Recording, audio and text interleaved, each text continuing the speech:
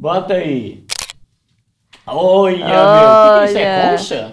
Cara, é um baú do tesouro. É mesmo?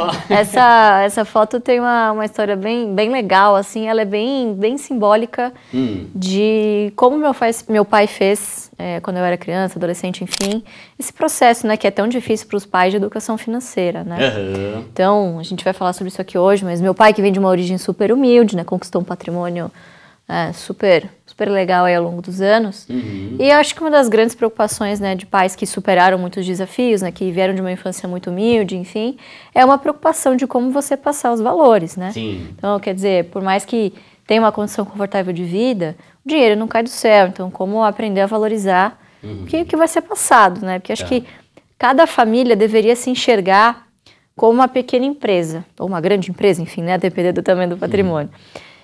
Uma empresa, ela tem 3 destinos. Ou ela vai à falência, ou você faz a sucessão, ou você vende, né? Obviamente, você não consegue vender a sua família. Então, é muito difícil você passar para os seus sucessores todos esses valores, enfim, né? Ainda mais se tem algum negócio familiar envolvido. Sim. Então, é mais ou menos a história dessa foto aqui. Boa. Depois eu vou te perguntar sobre isso aí, sobre a questão de mesada e essas coisas, como é que vocês faziam, Combinado. né? Ô, Duda. Diga. Olha o brinquedinho da mina, mano. Ô, Duda, mostra nosso brinquedinho, dá nossas moedinhas pra ela, Duda. Aí, ó. É mesmo. Tem moedinha aqui, viu? Você fica à vontade. Inclusive, aqui tem uma série de doces nobres, tá? Você fica à vontade. Eu gosto. Tá? Você curtia esses docinhos aqui? Adorava, cara. Mano, aqui Como tem... você pode ver, eu sempre fui uma criança rechonchudinha, né?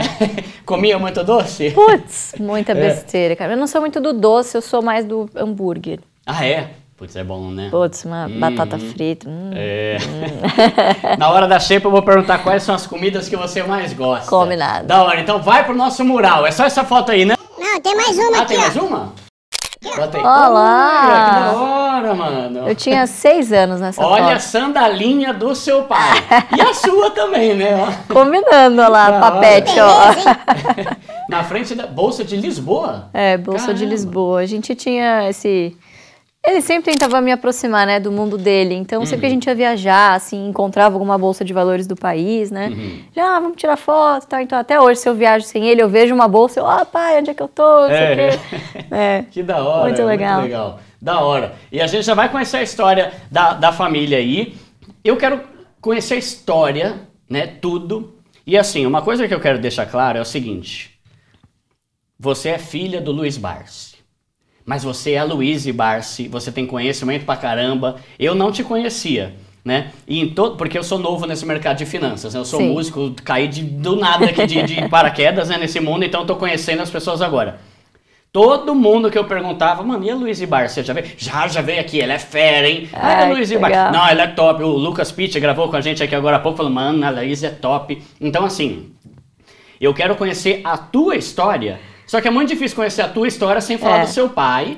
E ao mesmo tempo, pelo que eu vejo assim você nos programas, você tem um prazer e um orgulho muito grande de falar do seu pai. Muito grande. Mas eu só quero fazer esse link, porque assim, eu não chamei porque você é filha do Luiz Barsi, eu chamei porque você é fera e tem coisa pra caramba pra ensinar pra gente. Obrigada, né? bora lá. Se você puder falar um pouco da sua história, como foi sua infância, como você veio parar nesse mundo, né? Deixa eu começar lá de trás, há muito tempo atrás. Né? Não é tanto tempo assim, vai. Não, mas fazendo assim a retrospectiva, né, de quem que é o Barsi, porque... começando pelo seu pai. Obviamente que ele tem muito do porquê do que eu tô aqui hoje, né, assim, acho que se ele não tivesse me incentivado aí nesse caminho, eu não estaria aqui. Então, meu pai é filho de imigrantes, né, como muitas origens aí de famílias brasileiras, né, vira-lata, então metade italiano, metade espanhol, aquela mistura que a gente sabe. Ele perdeu o pai com 1 ano de idade. Caramba! E a minha avó, que naquele momento cuidava da casa, se viu obrigada, obviamente, pela subsistência, a voltar a trabalar. Ela não recebeu... já em São Paulo? Em São Paulo, isso. Tá. Ela veio bem criança da Espanha, né? Conheceu aqui o meu avô, mas meu pai, infelizmente, não chegou a conhecê-lo, né? Perdeu o pai com 1 ano de idade. Cedinho, 1 ano. De uma cirurgia que foi mal sucedida no estômago, enfim, alguns erros médicos, ele acabou perdendo o pai. E a minha avó não recebeu nenhum cuidado, nenhuma ajuda por parte da família do meu pai. Então, vocês imaginem que naquela época, bom, quem é a minha família é o meu filho, né? O dia que ele não estiver mais aqui, eles são todos agregados, né? Assim que se pensava naquela época. Então a minha avó se viu obrigada a sair da casa que ela pagava aluguel, né, que era do meu bisavô, e foi para um cortiço chamado quintalon, que é da tradução, eles chamavam carinhosamente de quintalon, que era um grande quintal. Então ele dividia lá um barracão com sei lá quantas pessoas, né, com sei lá quantas famílias. Vocês lembram o bairro que era isso? Brás. Ah, no Brás? Brás, esqueci agora o nome da rua, mas tem tudo no livro, vocês fiquem sossegados lá nos pormenores. E é essa a origem dele, quer dizer, extremamente pobre. Filho único. Mesmo, filho único. Tá. Então ele também teve que, desde muito cedo, ajudar minha avó em casa. E uma das coisas inegociáveis para minha avó era o estudo.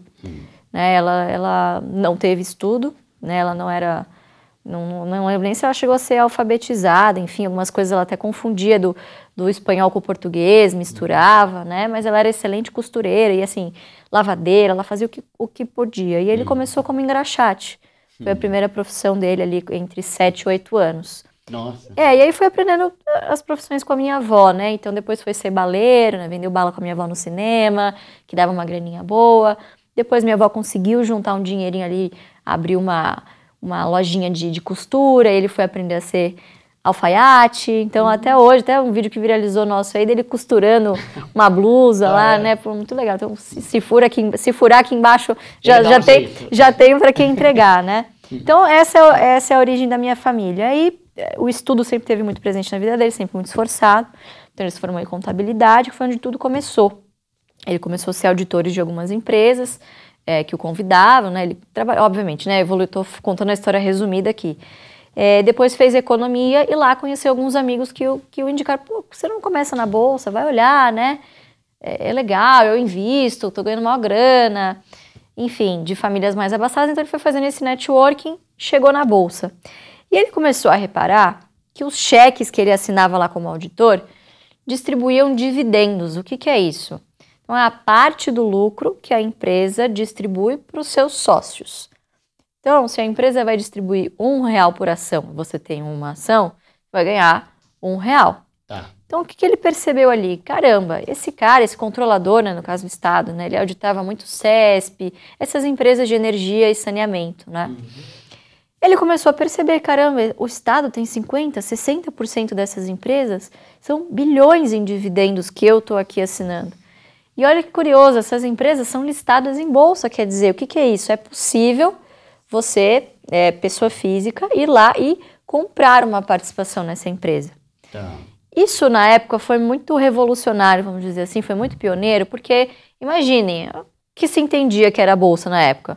Comprar na baixa, vender na alta, né? Que é algo que, obviamente, todo mundo pensa até hoje, que é disseminado, que é o cassino, você tem que ter muito dinheiro, tal.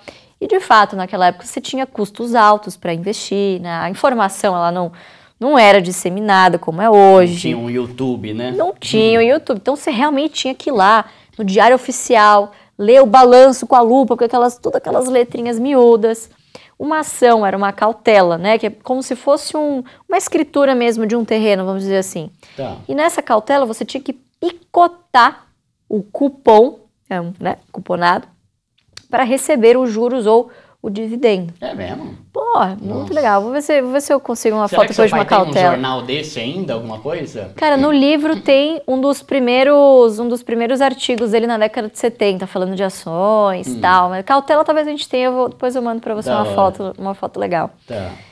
Enfim, e ele fez isso por muitos anos. Pouquíssimas pessoas acreditaram nele e na época ele fez um estudo tentando comprovar para as pessoas que o que ele pensou de comprar boas empresas a bons preços, que pagassem bons dividendos, e você fizer isso consistentemente, como se fosse uma previdência, você poderia conquistar a sua independência financeira sem depender do Estado. Tá. Né? Sem depender do Estado, ou o que quer que seja, né? Então, ele jogou alto nessa questão da renda, que é o que a gente chama de renda passiva, né? E para isso, obviamente, ele se virava como dava. Então, ele foi crescendo profissionalmente. Ele chegou a uma época que ele tinha 4 empregos, porque ele tinha 4 filhos também. Então, é um emprego para cada filho. Eu sempre brinco. É um emprego para cada filho. Então, ele foi professor universitário, ele fazia alguns bicos também como auditor. Depois, ele começou a trabalhar no pregão mesmo, como operador. Então, ele usava essa mesma estratégia que ele fazia com o dinheirinho dele, começou a ganhar clientes, a estratégia foi, né, ganhando algum corpo, foi ficando conhecida na bolsa e tal, e foi levando, assim, o que aparecia de outras fontes de renda para ele fazer, ele fazia para conseguir sustentar a família e investir. Tá. Então essa é a minha origem.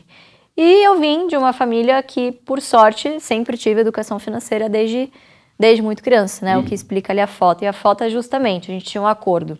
Olha, papai vai te dar presente, tá? No seu aniversário, no Dia das Crianças e no Natal. Ponto. Né? E a família era orientada assim. E aí, um belo dia, eu tinha sei lá, R$50 para gastar. Um belo dia eu falei, pai, quero uma bicicleta. Aí ele falou, olha, a bicicleta é mais que R$50. Mas o que você pode fazer? Eu vou te ajudar. Né? Eu vou te dar um dinheirinho a mais aqui. Se você guardar o dinheiro que você receber no próximo Dia das Crianças, no Natal e no seu aniversário do ano que vem, no seu aniversário ou no Dia das Crianças do ano que vem, você vai ter o dinheiro para você comprar a bicicleta. E aí, o que ele fez nessa data, né? Ao invés de me dar ali uma nota de R$50, ele me deu 200 moedas de 25 centavos, douradinhas, elas parecia que tinha acabado de sair do forno, sabe assim? Que era aquele do Que era o baúzinho, exatamente. Cara, eu nunca esqueci isso, eu tinha 5 anos de idade. Isso me marcou muito, porque eu lembro assim de, meu Deus, eu preciso comprar essa bicicleta, sabe assim? Tipo, guardar dinheiro e sei lá, imagina, com 5 anos eu falava, pai, como é que você faz pra me dar dinheiro? O que eu posso fazer pra te ajudar? Não sei o quê. Então, eu saía pedindo dinheiro pra todo mundo, falava, oferecer ajuda. Vó, deixa eu lavar a louça, não sei o quê. Você me dá um dinheirinho, umas moedinhas. E comecei a poupar nesse baúzinho. E no ano seguinte, eu comprei a minha bicicleta, cara. Olha. E durou, viu? Eu andei com essa bicicleta um bom tempo aí. Então, obviamente que essa é uma história muito simplista, né? Mas mostra um pouco do ambiente em que eu cresci. Já tinha uma educação financeira dentro de casa, né? Super enraizada. E meu pai tinha essa preocupação de passar os valores, como eu disse no início, né? E de criar uma ponte entre nós, né? Obviamente que eu sou a filha caçula do segundo casamento. Vocês são 4 filhos, é isso? 5 irmãos comigo. Você e mais 4? Isso. Caramba, e você é a mais nova dos 5? Eu sou a mais nova dos 5, eu sou do segundo casamento. Tá. E do segundo casamento teve algum outro ou só você? Não, só eu. Eu sou filha única. Da minha mãe eu sou filha única. E eu fui a única que tive a oportunidade de crescer, né, enfim, com ele. Então eu acompanhava muito de perto, ele me levava nas assembleias, que são ali as votações, tipo a reunião de condomínio da empresa, sabe, em que você vai votar ali nas matérias importantes. Ele me levava nas reuniões, até em reunião de conselho ele já chegou a me levar, não tenho com quem deixar. Vamos passear lá. Vamos passear. E eu adorava, porque eu via, né, as pessoas interessadas no que ele dizia, enfim. Em resumo, eu me apaixonei por esse negócio de ações, me apaixonei de verdade. Com que idade, mais ou menos, você lembra? Você começou a gostar disso? Cara, eu lembro que dos 14 para os 15 anos, eu falei, nossa, isso é muito legal. Porque o que aconteceu? Essa época é aquela que a gente tá chato, pedindo dinheiro pros pais, quero isso, quero aquilo, né? E meu pai falou, tá bom, você quer uma mesada? Vamos fazer o seguinte, eu vou te ajudar. Eu vou te dar uma carteira de ações, tá? Você vai ser sócia da Ultrapar. Pra quem não sabe, a Ultrapar, por exemplo, é dona dos postos Ipiranga. E a Ultrapar vai te pagar aqui com essas X ações que eu estou te dando, o equivalente a R$300 por mês. Tá bom para você? E com esses R$300 por mês, você tem 2 opções. Ou você usa esse dinheiro aí porque você está querendo comprar, ou você pode me entregar uma parte dele ou todo dele e a gente reinveste. E aí, quando a empresa anunciar dividendos outra vez, não vai ser mais R$300 que você vai receber, 301. Depois, se você reinveste mais, não é mais 301, é 305. E isso vai aumentando conforme o tempo. E, cara, eu lembro que eu fiquei fascinado por esse negócio, né? Quer dizer, como é que você encontra um negócio desse em que você ganha dinheiro dormindo, né? É muito bom. E aí, o que eu entendia também? O que é melhor? Você ser dono de um posto, né? Um grande dono de um pequeno negócio, que tem seu mérito, claro, ou você prefere ser um pequeno sócio de um grande negócio. Tá. Quer dizer, ser uma pequena dona de todos os postos Ipiranga do Brasil, né? Sem pagar imposto de renda sobre o dividendo, sem ter a dor de cabeça de ter funcionário ou não, né? E tem a vantagem de você poder começar cedo, de poder diversificar entre vários negócios, né? Então, cara, eu me apaixonei de verdade por esse mundo e eu via ali muito propósito, né? Não era uma coisa de ganhar dinheiro por ganhar, era um negócio de você fazer uma renda passiva, construir um patrimônio, investir na economia real, que gera emprego, que gera renda para outras pessoas, né? Através dessa construção do patrimônio, que lá na frente vai pagar os seus boletos. Então eu achava esse um propósito muito legal e que o brasileiro tinha muita carência, sem dúvida. Sim, porque evoluiu muito a questão de investimento de uns anos pra cá, por causa do YouTube, mas naquela época não tinha nada, né? Nem sei como que você aprendia, porque você aprendia com seu pai, mas sei, no curso, nem sei o que tinha, né? É que assim, uns 15 anos. As coisas eram muito analógicas, né? Não tinha curso nem nada disso, mas eu já sabia alguns conceitos básicos, eu sabia alguns tickers, então qual é o código da ação. Então eu ia com meu pai pro trabalho e ele falava, até quando eu comecei a estagiar dos 16 para os 17, pai, aí, por onde eu começo, não sei o quê, já li todos os livros, Dele, não. Primeira coisa que você tem que aprender aqui é como é que abre uma conta, coisas básicas de como funciona uma corretora. Você tem que decorar todos os tickers, que são os códigos. Mas naquela época já tinha bastante corretora ou era mais banco? Não, era o contrário. Tinha bastante corretora média, era bastante fragmentado o mercado. Porque não era famosa, tipo essas que existem hoje, assim? Não eram essas famosas que existem hoje. O mercado passou por vários ciclos, né? Então, década de 90 teve uma consolidação muito grande dos bancos, né? Depois, o que era banco, as corretoras começaram a se pulverizar, que foi ali mais ou menos a situação dos anos 2000.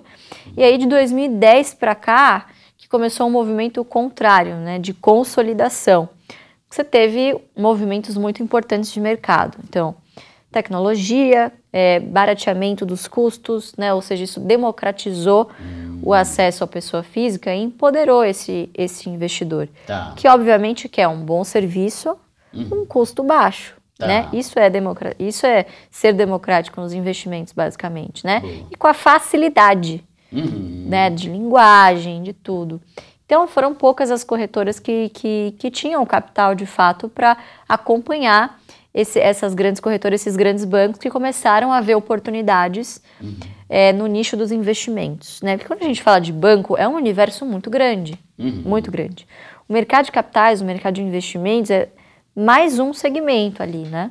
E o negócio começou a engrenar mesmo, talvez do governo Temer em diante, né? Quando a gente viu uma trajetória de taxa de juros para baixo. Que aí isso faz a pessoa ir para renda variável. Exatamente. Então o brasileiro se sentiu obrigado a aprender sobre outros produtos que não a renda fixa. E principalmente poupança, né? Naquela época Claro. ainda, né? A poupança ainda era muito forte, né? Mas sabe que eu não julgo assim, num país tão endividado como o nosso, o cidadão que tem um dinheiro guardado, seja ele até na poupança, já é uma vitória, né?